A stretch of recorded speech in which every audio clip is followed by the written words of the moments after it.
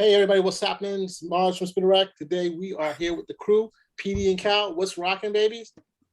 We're here, ready to rock it. Yo, so we're talking about this new we're critiquing this particular Instagram, sorry, this YouTube. Nerdette and her thing, the show no one asked for. The show no one asked. CW orders Naomi for DC Comics. So is this correct? Is this wrong? I don't know. This is like I thought it was a little harsh when she came out with it. Yeah, okay, yeah, okay, yeah, okay, yeah, okay. The world's so bright, it's hard to breathe, but that's alright. Hush.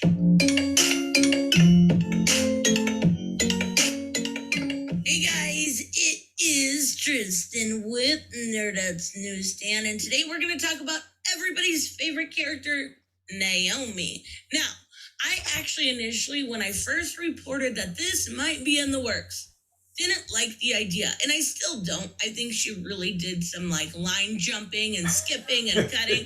She was that jerk in preschool that always went to the front of the line, right? That's Naomi. She's your preschool bully. But now it has officially been ordered as a series or as a season, whereas we actually seen Powerpuff Girls get pushed back to pilot.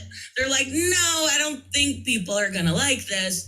Naomi is going forward. So we're going to talk a little bit about Naomi. Now, I have enjoyed her much more when it comes to Justice League. We're at her world. We're learning a little bit about her mega powers, and we're learning about, her fears, her anxieties, some of the other stuff to her, and more about her planet and more about her Brutus, her bad guy, right? So there was an original 6-issue miniseries that was done by Bendis and Brad Walker, and it wasn't bad. Now, I wasn't a huge fan. I don't think anybody would ever say they were a huge fan of Naomi. That's the problem that is right here. And we're going to take a look at the article, but nobody was a fan of this character. Maybe some people liked it, and I'll give it a shot.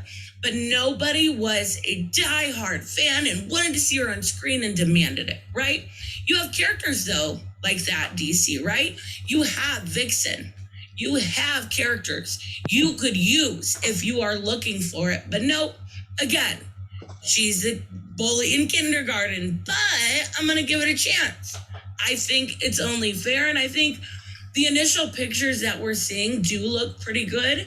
My issue is Naomi is very, very young. This girl doesn't look old. I'm not saying that. I would never say that to a woman, but she doesn't look young at all. Like, she should be like 14, and she looks 24.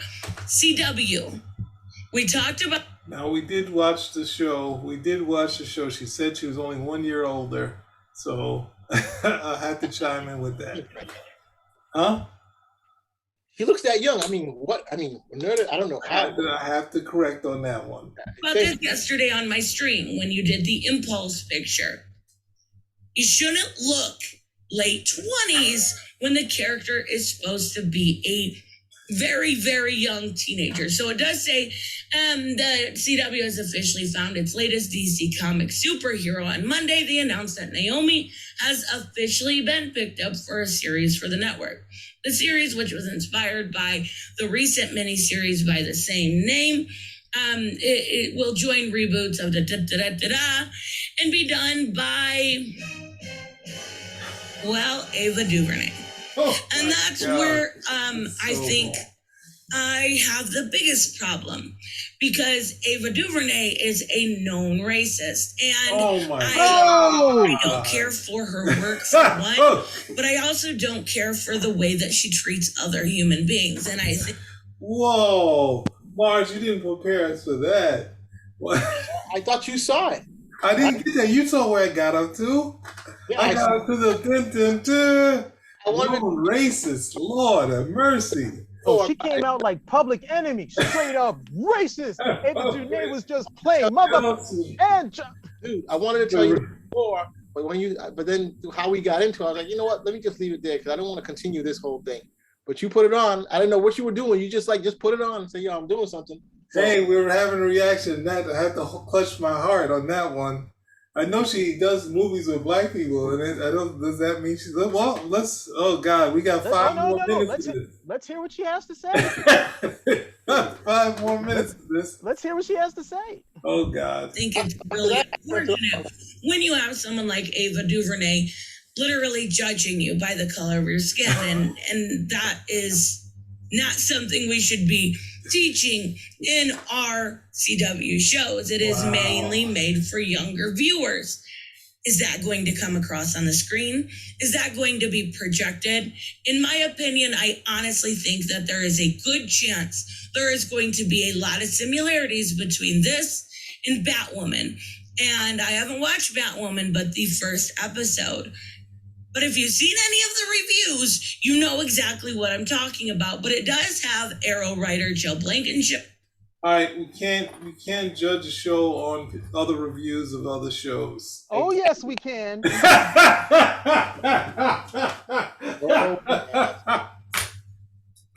Sorry, it's just nutty. All right, we got halfway through. No. See, okay, when we get into this, I'm actually going to be a proponent for what she's saying, but I'm just going to be doing that. No. Let's finish it. Let's finish it and then let's hash it out. You'll see what I mean. You'll see what I mean. Fight. We got. Let's see what happens. Tip on it, and that's a really good sign. So it says it will follow Naomi, who is played by Casey Walsall. Journey of a massive supernatural event shakes her world.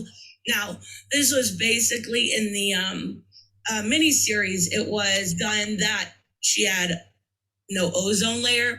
They had ruined that planet by, I think, global warming. I could be misremembering, but pretty sure. And her hometown to the core. And once she starts investigating what happened, her world will experience some shakeup as well. Now, we do see a couple pictures here. She looks cute. She looks like that librarian cute. And I do like that the hair is very similar. I do think the girl fits the role. She's just a few years older. It's really hard, and they do this a lot. Even to the detriment of stuff like Smallville. When I can't remember his first name, but he played Clark, right? When he was Tom Welling. When he was 34 years old, he was playing just out of high school. They have to make sure they at least get it within a few years. I get makeup and everything can help, but yikes, that's a pretty big difference. So our first instance.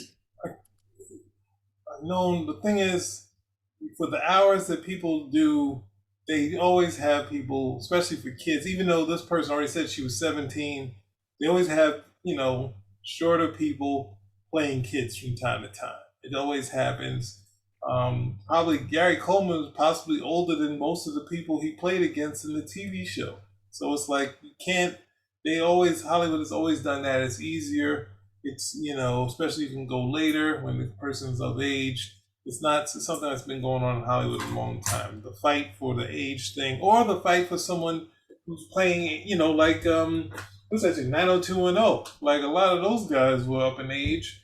And yeah, Dylan. So, but it's a success. So it works. As long as it works, you just wait and find a show you don't like and say, they're too old. Hey, I'm watching 90210 again. So anyway, 3 minutes. We'll take her story to a place you don't normally see in the DC universe or exists. That's because her world is literally brand new, and it also opens up stuff like mega powered. They had to create a whole, yes, this is real.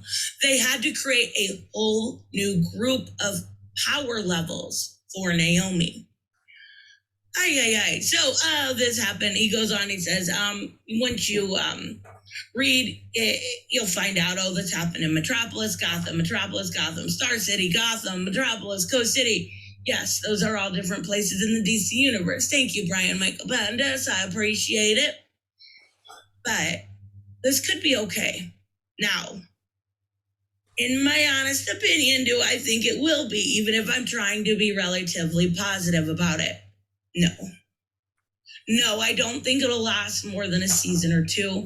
I think it was picked up because it is done by Ava DuVernay, and she has a special way of falling upwards that we've seen recently. Oh my But falling God. upwards doesn't necessarily mean that you're going to get numbers back. For one, at least in Batwoman's benefit, she had the name Bat in it. She had Batwoman. She had a previous whole season done by a different Batwoman. People wanted to find out what happened to Kate Kane. People wanted to meet the new character. Yet those equal numbers of low proportions, like less than 500,000 people are watching it live. Less than 500,000 people. I always say this, but PewDiePie gets that in a couple hours. That's really, really bad when you think about the money that goes into it. So no, I'm hoping this will be good, but I won't be disappointed if it's not, because my best guess is it's going to definitely suffer as far as numbers go, maybe by episode 3 or 4. And then after that, it's going to introduce some more race baiting, which is what Ava DuVernay is very much so known for. But at least she got away from New Gods, right? Oh, goodness. So let me know about this. If you think it'll be any good, convince me. Because I have my doubts. I will see you guys in the next one. Bye-bye. Why do we have to go through that, PD? It really did not have to. You could have said something. Because I didn't want to continue. When you stopped, Could have said something. Why? So I knew what I was getting into. You just you didn't prepare me for anything here. I said, I was thinking to myself, damn, should I tell him when we first saw it? But then you stopped. You could have said the next thing she said was that. I was going to say, wait till you see what she said next. But then I'm like, yo, I would have played it. You played it, but you don't have another one that it wasn't as bad as the take, but look, good Lord.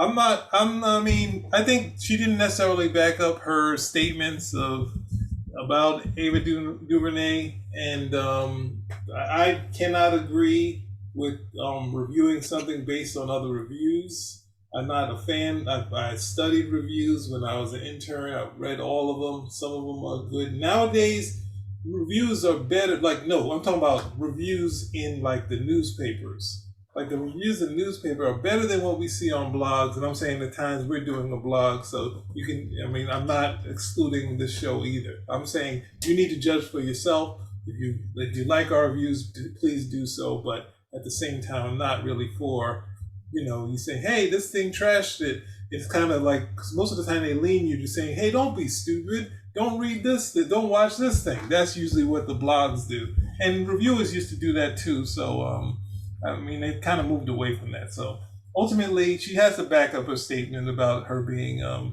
racist in this thing. It's just, I guess you have to watch her previous videos. Yeah, she's got some other videos. I'm looking at them now.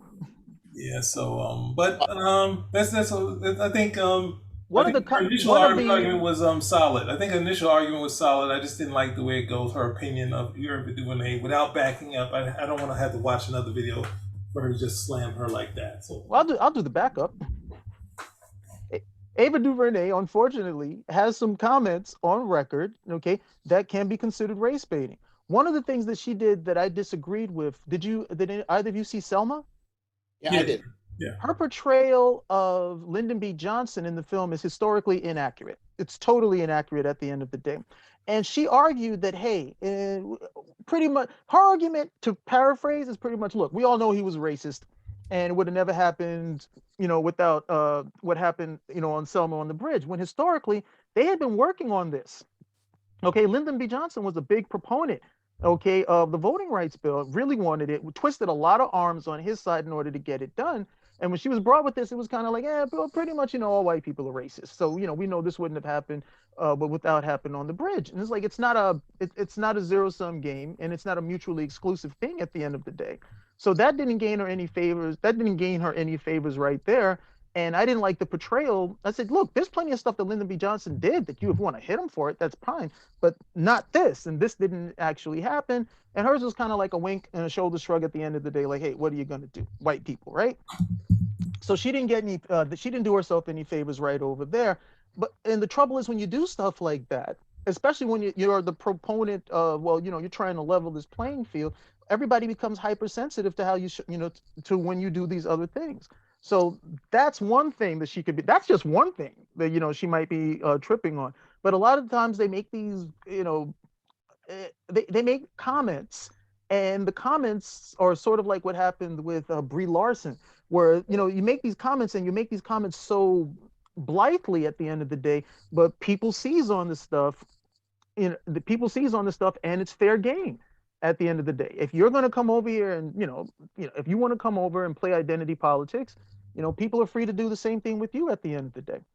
Now, I didn't, because I really enjoyed what Ava DuVernay did for the Central Park, the Central Park Five. When they see us, I enjoyed that from start to finish. I thought that was really well done, and I think she has a lot. And I think she has a lot of talent. But I also think she doesn't do herself a lot of favors with some of the comments that she makes, and you're putting yourself out there for people to interpret that stuff. What's the other cat? Ta-Nehisi Coates has done, a lot of the same stuff with the entitlement that, hey, because I'm black and female, or because I'm black and male, I can say this stuff, and it's not going to be revisited, by other people as something that is going to be perceived as a racist comment.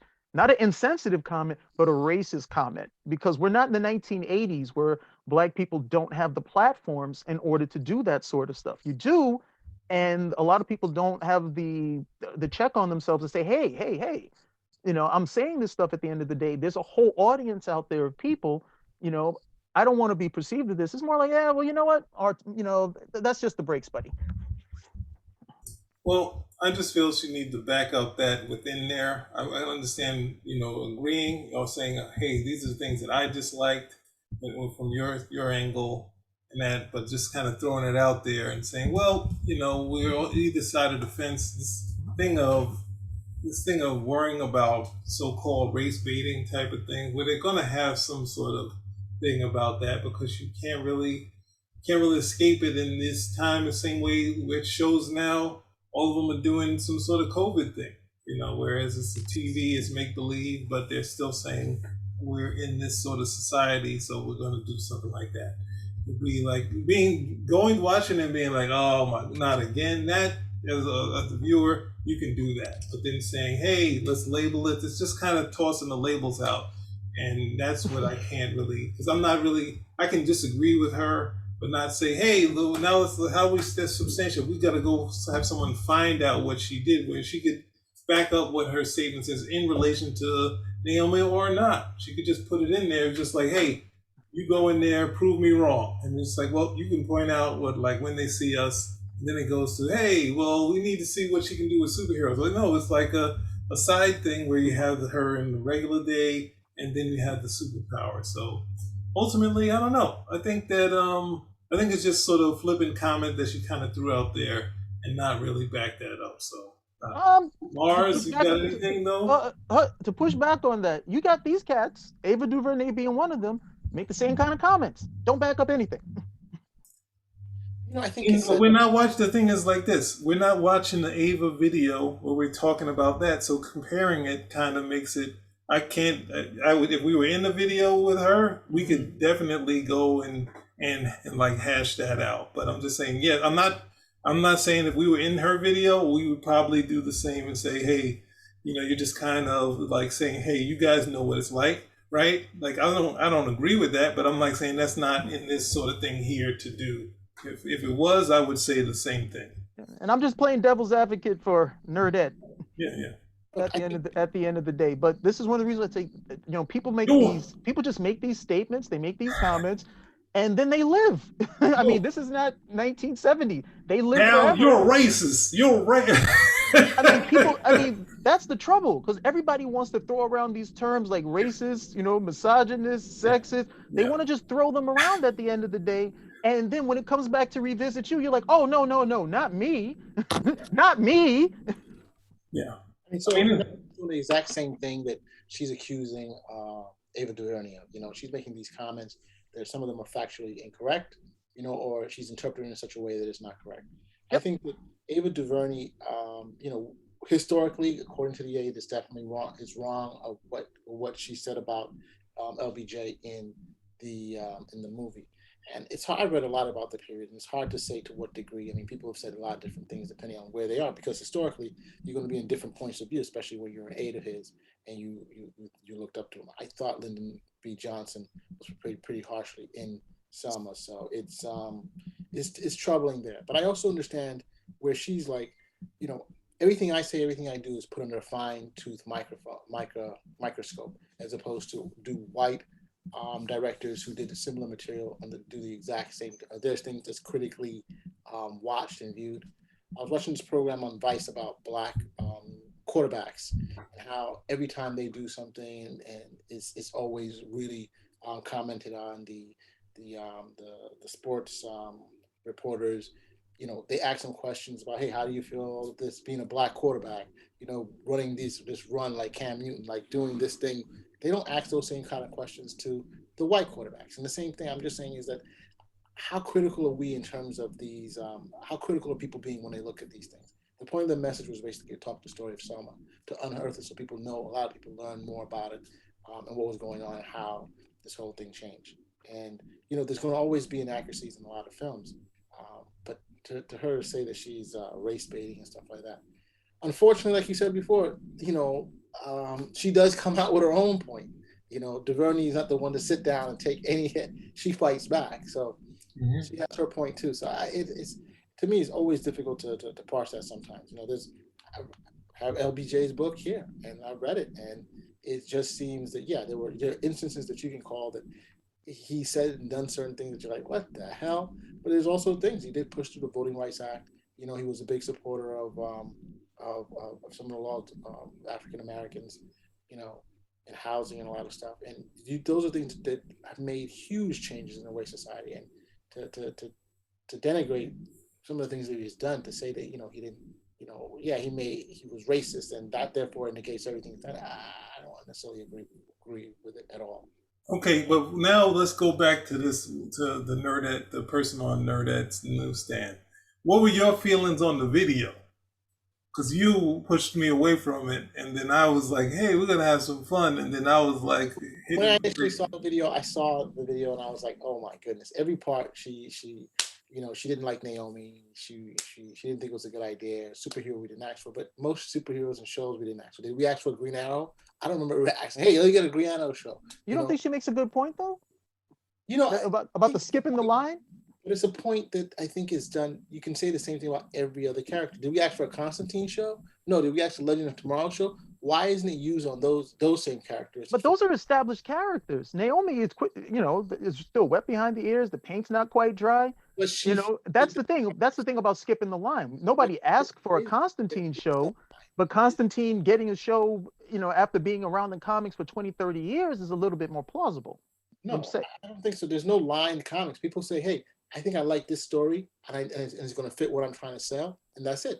They like the fact that she's a young girl who fits a particular democratic mold, which, you know, you have all those shows in CW. They like a young female demographic, and that's what they were going for. And they have one of color, and they said this is going to work. The Vixen character, where she says, oh, she's a little older. The same thing goes with the Batwoman. They're older. They wanted a young character that they could focus on. And so whether it was a new character, brand new that they created, they said, hey, let's use something from the comics. There's something that has a developed plot history that they can use from someone like Bendis, who's a talent in and of himself. That's definitely underrated by you guys here constantly and berated on top of that. So they went with that. And DuVernay was the actress. She's the director. She probably had first looks, you know, especially after they dropped what's the name of that show? The gods, New Gods. They said, hey, is there something else you want to do? And she said, I'm going to do this, and I want to do DMZ. So, you know, I think that it's just a little, I don't know. It's just, I think just people just calling out, hey, you jumped the line. What line? There's no line. You think Jessica Jones jumped the line. Yep. Huh? Jessica Jones jumped the line. They could have done the Nightwing. They could have done that. Just or Daughters of the Dragon. They were saying, no, Daughters of the Dragon. Daughters of the Dragon. And said they want to do. And Jessica Jones, if I recall correctly, is another Brian Michael Bendis creation. They like Brian Michael Bendis. What can you say? And it's a half of Jessica Drew. Like Jessica Drew was a what's the name? So it's not even that original. We shouldn't even have a movie of Miles Morales because he's jumping the line. And Venom, there shouldn't even be a Venom movie because back up. back up to Miles. Back it up. You know, Back it up. Miles did not jump the line. I'm just Miles trying. Morales is one of the few characters that you cannot put that on. He has had the type of development that most characters would dream of at the end of the day. And he didn't jump the line in terms of an animated feature. I can understand you went live action. That was an animated feature, and it had a whole ton of guest stars in it. So no line jumping for Miles. Let's keep it correct. Yeah, Don't make enemies. You got to film. There's other look. Black Cat's been around. She didn't get she hasn't gotten anything. Black Cat. The Black Cat, the character. She appeared in the movie in her civilian identity. Well, I think the thing as far as comic books go, the character of Miles Morales, and one last thing, but they did. I had to agree with Cal that in doing it in a group setting, sort of gave him a way into the Marvel universe, like that sort of thing. If you go to the comic books, now he's like trained by Shield. He's able to, like, besides all his other wacky powers, he's able to, like, use his I guess his sort of fighting skill to kind of put Spider-Man on the floor and that sort of thing. So it's just like the approach that Bendis did with the character, whereas in the animation thing they stripped him down and got to the core of it, which was cool. But then the stuff that Bendis added, well, he needs to have some training. He needs this. He needs that. And it's just like, we don't need any of that. Right, come on. He needs to be connected to Shield. It's like, no, stop, make it stop. Miles Morales. Don't forget, Miles Morales was also a Brian Michael Bendis character. So let's get back to that. All right. So this guy has a proven track record of being the line, quote unquote. Okay. Hey, Petey, you can hear me, right? Yeah. Right. What's that saying about a broken clock? It's right, though. Is it twice a day? Yeah, there we go. Okay, so we know that Bendis has been right at least once. We're waiting for the other one. He was wrong about the thing of saying, hey, if we look at Spider-Man's origin, you know what? It makes sense that he would be a person of color. Go forward. He'd be a person of color, right? That kind of statement right there. Should have him written out of town on a rail. Like, what the hell does that mean? Well, what the hell does that mean at the end of the day? But you got people sucking it up like, yeah, he makes sense because it suits your needs or it suits your desires at the end of the day. What a dumbass statement. Well, you know what? I kind of disagree with you because, you have characters, people have gravitated to Miles Morales. Spider-Gwen has been a very popular character out there with a lot of people going out there. I mean, what you found out is there's different demographics who like. Are you saying that there's 100 issues of Miles Morales and 100 issues of Spider-Gwen of ongoing series? No. I'm not saying that. They like the outfit. They like the character. They won't buy the comics. I'll tell you this right now. Spider-Gwen is going to end up getting her own show or is going to get her own movie. Watch that. She's going to jump the line too, okay? Damn you for that one. Damn you. That was wrong. That was wrong. But no. He's moving the goal. He's moving the line on jumping the line. Okay? Those are characters you have. These are established characters. They've had a series. They've had guest appearances. They've had some development. You haven't had that with Naomi. But it's not tons, but yeah. I'm just saying, look, the point is, right? And people are using the characters. There's nothing. What? There's nothing else to say. You just admitted it. We're done. I'm not admitting anything. No. You just did. You said, yeah. You're done. We're done. I'm just saying that, hey, they can do whatever they want with these characters. And it's probably beneficial to have Naomi not with tons of backstory because then you can do stuff. They don't even have Naomi's mother's name. I don't even know if they even have the father's name. So they can call her whatever they want to call her, Well, we're going to end this way. We're going to go back to Barnes' favorite channel, which is the Nerdette Newsstand. Not in any way, a conceivable way. I intentionally, when we were looking at it earlier, he stopped and I was like, damn, should I tell him there's something more to come? And I was like, nah, we're done. But he just had to go back, We're going to go look at some of these wacky titles. I don't think we need to. I think Captain Coochie. I beg your pardon? You see it right here?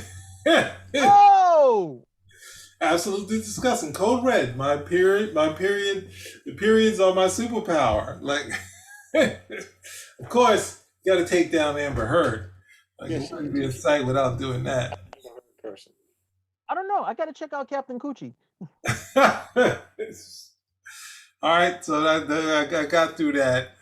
Want to close us out for the night? I see why you're there, Mars. I see why you're there. I see you. Don't comment, okay, on this. Give it a thumbs up or subscribe. Spin Rack Out. Why the hell did you